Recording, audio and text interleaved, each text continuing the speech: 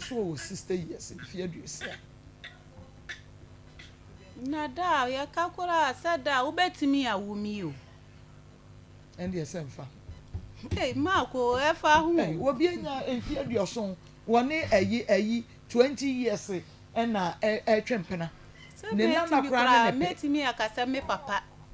Enu de emfa ho awade de yesi ayi age no ehia ewa awade em.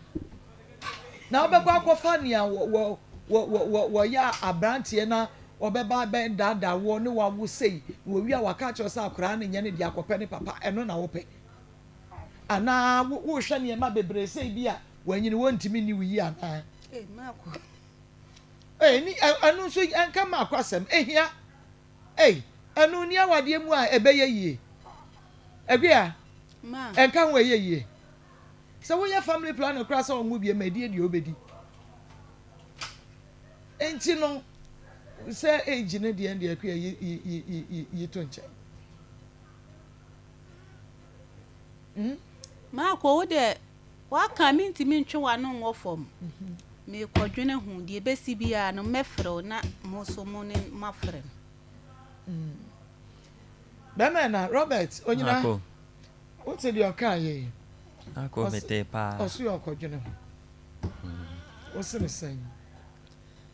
Ako nipa de penfo se ubetimi de abo anakọ nsuo ho se onko no nsuo ntimi kana no nsi nsuo num enti de ono awate no ope ewo ono an nyenchen nti owo ope se obeware a ebefiri ono an ho na aba se oni ope soso a ebefiri ono an ho na aba nti ase ye ma no ho kwan sebi owo abusia ofre abusia bi mu nti oso okobo mama ne a yenti bin ka se onkobo bi amane na ekwa wo mfie sen man pacho mo 35 years na Robert oba penny wo mfie sen oba penny ni se obe nya be 32